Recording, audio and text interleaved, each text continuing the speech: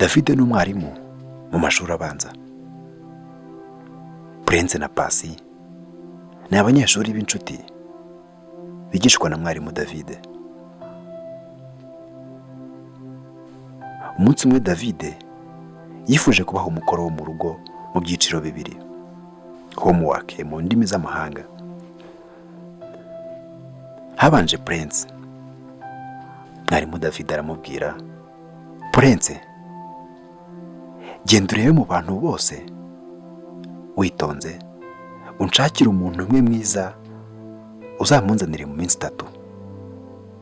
Uwo ni wo mukoro wawe. Prince aragenda, hashize iminsi 3 agaruka wenyine.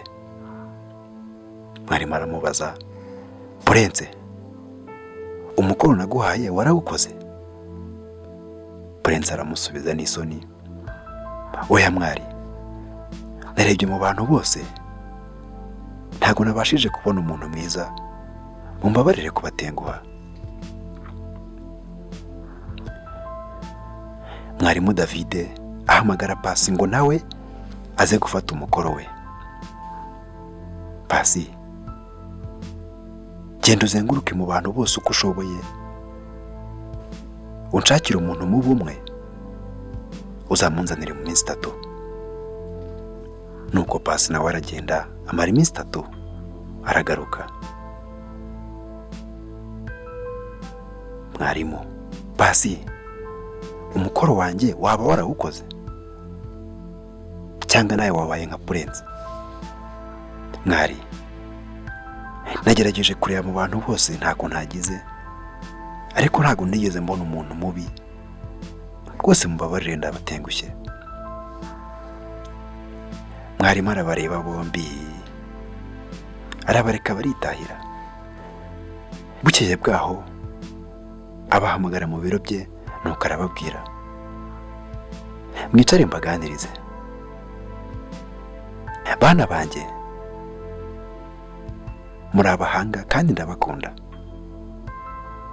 Uyu munsi ndashaka kubabwira, nako ndashaka kubasobanurira impamvu nabaye uriya mukoro. Pasi, kuba utarabonye umuntu mubi ntibivuze ko abantu bose ari beza.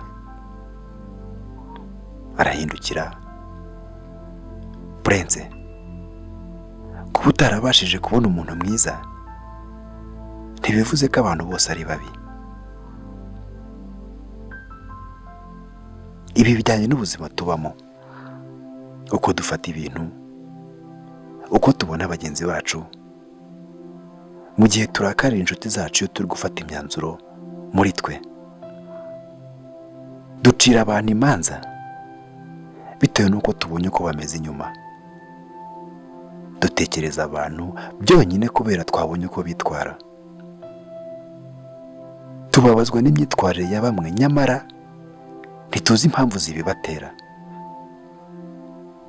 Muri make, ubona umuntu uko wowe ushaka kumubona, ntago umubona uko we ameze cyangwa se uko we ashaka ko umubona. Naje gusanga umuntu ari mwiza cyangwa mubi bitewe nawe uri kumureba. Bana batoya, nizere ko mwakuye isomo rinini mu mukoro nabahaye. Wowe uri kunyumva, reka nkubaze, kubera icyo ucira urubanza abantu? Nuko se utabazi? Nuko se utabizera? Nuko utabamenyereye se wenda? Nuko se utazi impamvu? Ahubwo se wumva ikiza ari iki? Ari ukumenya impamvu ubundi ugaca urubanza nyuma? No guca urubanza mbere wamenya impamvu ugasanga waribeshyaga? Mu by'ukuri birakabije uburyo abantu bakubonamo umusinzi kandi uri umuhinzi. Abantu bakubonamo ikirara nyamara uri umunyamurava. Uburyo abantu hari igihe bazakwangira inkweto batazi aho uzijyanye cyangwa se impamvu wazambaye. Ni gute umuntu akubona ugenda useka akumva yagusebye. Na n'ubu ntabwo mbyumva. Ibi birakabije kandi birasebetse, ntibisobanutse, nta nubwo bikwiriye muri twe rubyiruko ndetse namwe babyeyi. Iyo uciriye umuntu urubanza, uretse ko nawe ntacyo bikumarira, uba ugaragaje umuntu uri we. Uba ugaragaje ko aho gufata umwanya urwanira ejo hazaza hawe, uwumara usenya ibyo abandi bari kubaka. Mwaretse tukirinda guca imanza. Nimba se bitunaniye, mwaretse tugaca urubanza nyuma yo kumenya impamvu. Mureke tureke kwita abantu ngo ni beza cyangwa ngo ni babi, ngo nuko tubabonye bameze ukuntu cyangwa ngo bagenda ukuntu. Mureke turwanye twivuye inyuma ingaruka mwese muzi zo gucira imanza abantu tutazi impamvu. Hari abantu babaho batita ku byo abandi bakora, uko bambaye, uko bagenda, uko batekereza. Ntabwo ari buri wese uzakubona ngo ahite agutekerezaho cyangwa ngo akubwize ukuri. Umenye ko iyo ukunda gucira imanza abantu, nawe iyo ugiye basigara ari wowe bavugaho.